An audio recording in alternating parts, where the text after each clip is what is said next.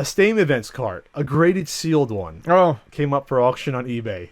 And boy, did the internet go nuts. Again, just like in 2010 when a Yahoo reported when a woman found like a box of old Nintendo stuff and put up for auction, and one happened to be a box Stadium Events and went for like $11,000, and the world exploded. Oh, all your video games are worth tons of money, and it brought in all the fucking creepers and all the profiteers and all the people trying to scam, and it's been downhill since then. Well, this is another opportunity to have to happen again in a way, but what happened here was, the time we're saying this, there's less than a day left, and it was up to $100,000, and that's when sites like Polygon were reporting it, and IGN, but even they were smart enough this time to say that most of these bids are probably fake and it's not going to be paid for. Good. Which doesn't usually happen. Good, yeah, because I was going to say, the story is disinteresting to me at this point because I knew that was bullshit. I didn't read those articles. I'm glad they at least had the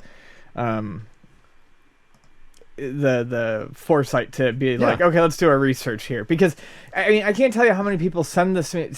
It's like, you do realize that an eBay bid is not like, no, it's not a contract. It's not a signed contract. No. This game is not going for $100,000.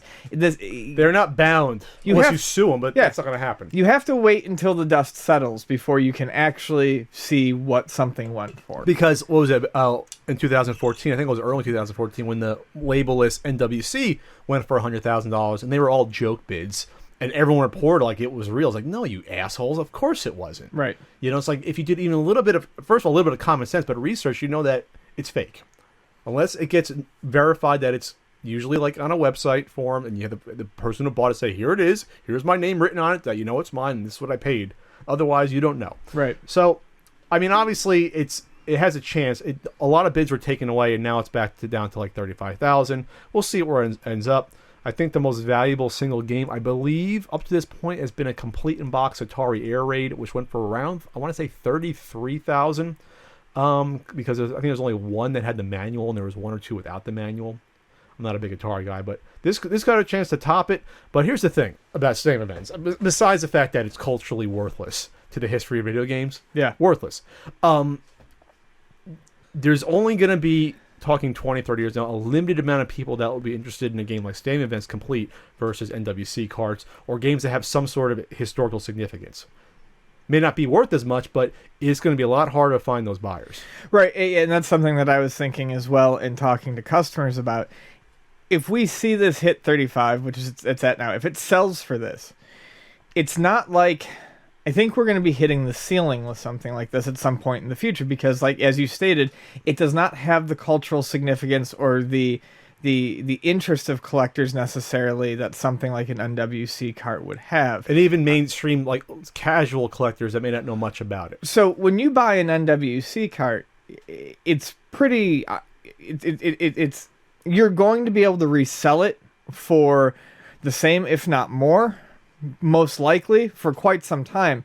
I have a feeling that if this goes for 35, 40K, if the person ever decides to get rid of it, I don't think they're necessarily going to get that back. Or this is not going to be a guarantee, or this is going to be the new sort of standard price. Because, again, if there's only 6 or 7 people willing to spend this much money on this, and this could only be a one-time thing, or who knows if there's shenanigans going on with this, because maybe I think there's like 2 or 3 Stadium Events events out there. Maybe people are trying to push it up for their value. Right. The point is that there's not going to be 20 people willing to spend $30,000 on a complete in-box sealed Stadium Events. No. There's not going to be. We saw that when back in, again, 2010, when the Stadium Events came out, and then you had some asshole try to buy 3 or 4 of them in the corner of the market, and he had to bid them up himself to get that price up to like $10,000 each time, or else what happens is all it takes is for a price to plummet for something like this, a piece like this, is that if 2 people own it, and that's like, say that knocks out a third or a half of the potential buyers at a certain price value, each one that comes up next will drop in price. Right. Because it's such a niche item. It's like the difference between, even if obviously there's less probably sealed Stadium Events than an NWC cart, is the difference between having a Detective Comics 27, which is culturally significant, versus, Detective Comics #1 is worth a lot, but you're going to have a hell of a lot harder time selling Detective Comics #1 because nothing happens in Detective Comics #1. 27 is the first Batman. That's the one people want. Right. So even if there's less #1s, you're going to have a hard time offloading that. I say that now, even though they're probably both worth hundreds of thousands of dollars, but you see what I'm saying, though. You're always gonna have a buyer for 27. You're not always gonna have a buyer for number 1. Well, I just look at it this way: cultural significance at a lower price versus no cultural significance at a higher price. You're going to be able to keep the value of the lower priced, more culturally significant item for a longer time than you will a fucking Stadium Events, which I would use to mop up my jizz. And we always talk about this and why I don't like this game. And if people you say, well, you don't like it because you don't have it, you don't honestly think I could have owned one by now. You honestly don't think I could have shelled down the money if I really wanted one. It's not about that. This represents the worst side of video game collecting. And I know you hate game collecting in all forms for the most part, but this represents a game that is only valuable because of rarity and rarity alone. Right. And it's a game you could easily look on the shelf and play in another form, and it's the exact same game. And it's not a good game. It's a tech demo for the Power Pad. Yeah. So all those things put together makes me not want it for that much, for that amount of money. I balked at buying one when they were $1,000 loose, and now they're like $2.5 or $3 loose. I still didn't think it was worth it.